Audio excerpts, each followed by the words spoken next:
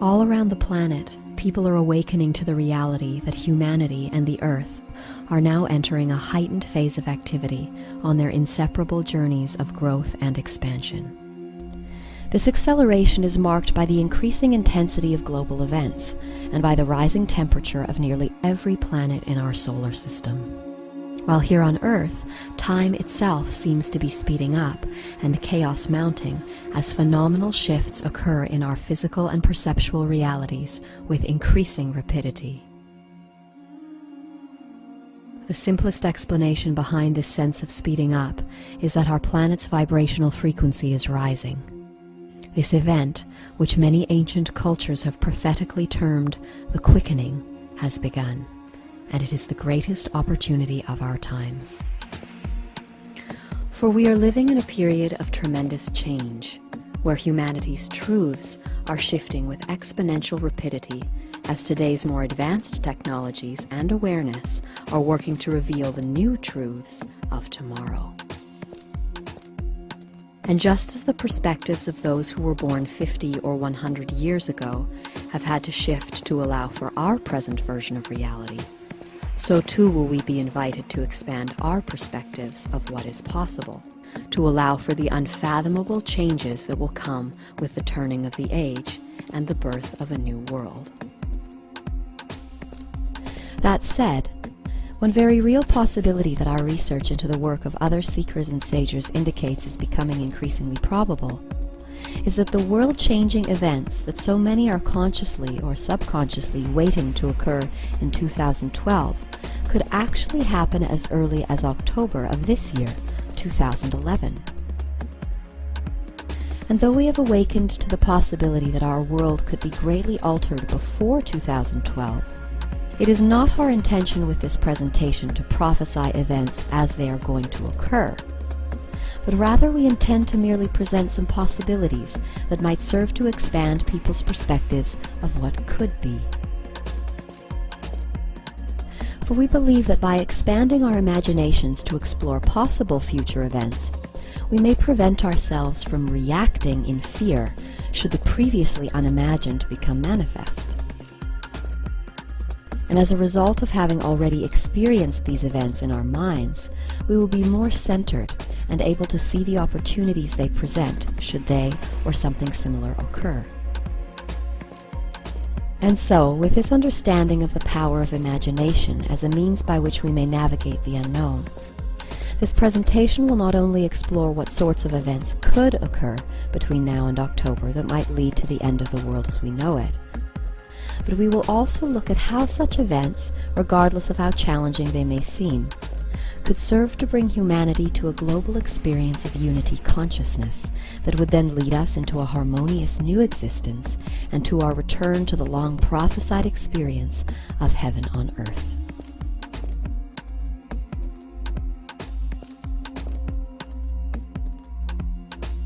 All around the planet, hundreds of millions of people are waiting for events to unfold in the year 2012 that they believe will bring either the birth of a harmonious new reality or the end of the world. But what if those world-altering events were actually to take place this year in 2011? This anticipated period of great change and purification, which many believe will happen sometime between now and 2012, is referred to as the shift of the ages.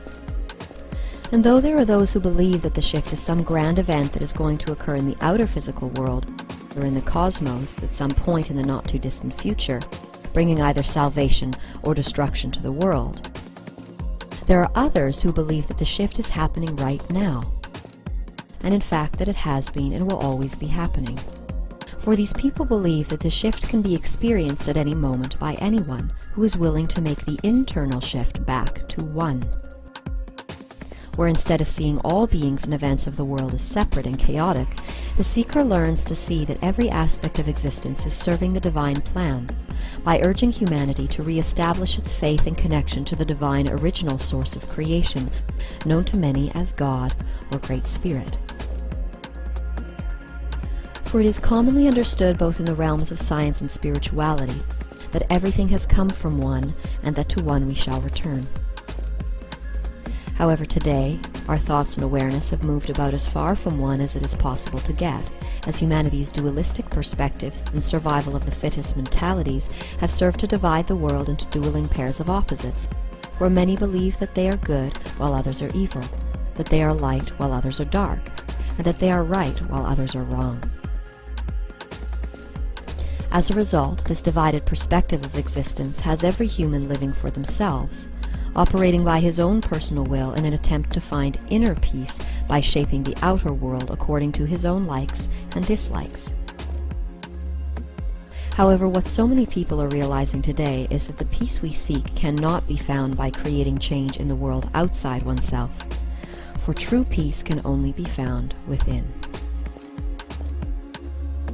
And we may see the truth of this when we consider that all around the world there are nearly 7 billion people who are trying to effect change in the world outside themselves in order to make others and the world match their vision of what is right so that they can find peace inside. However, when we realize that there are 7 billion people with 7 billion different visions of what the world should be like, then we may see that that peace we seek can never be attained by trying to shape the physical world according to our dualistic ideals of right and wrong, as our conflicting views will always result in the paradoxical need to fight for peace. And thus we may see that the only way to find true everlasting peace is to learn to be at peace with the way things are. And it is this holistic perspective that all is perfect as it is that is taught in the ancient practices of Buddhism, Taoism, and Yoga, as well as certain native spiritual traditions, and which is echoed in the words of the Taoist sage Lao Tzu, who says in the Tao Te Ching, "True perfection seems imperfect, but is perfectly itself." Faith is the key to finding this perfection in all. For when one learns to see that all beings and events exist for the divine purpose of encouraging us to seek and find that eternal peace inside,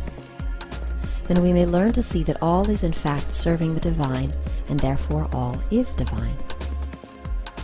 And by thus establishing faith that every event that happens in one's life occurs to assist their soul's evolution, one may come to see that salvation is not a person, place, or prize. It is a state of mind. For in this faithful state, and the love that accompanies it, one is able to face and flow through all of life's challenges in grace and gratitude. Thus it is this ability to see all as one and all as divine that marks the individual's inner shift and return to one. And so while some people believe that the approaching shift will be an external earthly or cosmic event, and others an internal evolution, there are still others who believe that the shift that is about to happen will be both. These people find truth in the familiar phrase, "conflict breeds consciousness," and believe that many humans need some major shifts in their outer physical reality in order to encourage them to make the inner shift that will enable them to return to one. Thus it is thought by some adherents to this perspective that the physical events that are set to unfold in the next few months leading up to the end of October 2011 have been designed to escalate to such a dramatic level that most of humanity will be faced with the possibility of their own death and the loss of everything that they have worked to achieve in the material world, all of which would occur for one divine purpose. For in a world where so many are living only for material achievement and survival, it will not be until that material reality is threatened with extinction, and when money and luxury fail to satisfy our needs for peace and comfort, that the majority of people will awaken to the worthlessness of material wealth and success, and thereby be inspired to seek inwards to find a new purpose and meaning for life. And in so doing, many will finally understand the words that they have been uttering for so long, which state that we are not human beings having a spiritual experience, but rather we are spiritual beings having a human experience. And thus when the events of the next few months have served their divine purpose, and when the death and destruction have shaken us from our material obsessions and given birth to our awareness of the eternal spirit that connects us all, we will learn to see the world in a new way, where even death and destruction, which humanity has denied and feared for so long, are seen to have a place and a purpose for which to be thankful and loving. And as these increasingly intense events unfold in the coming months, they will teach humanity the lessons of pride and humility by demonstrating the futility of our efforts to control the world outside of ourselves. And when people finally tire of wishing that the world was something that it isn't, and when they learn to be at peace with the way things are,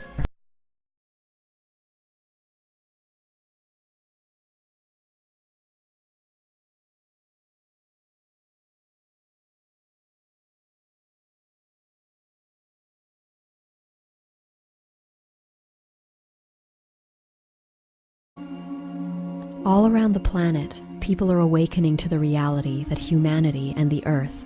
are now entering a heightened phase of activity on their inseparable journeys of growth and expansion. This acceleration is marked by the increasing intensity of global events and by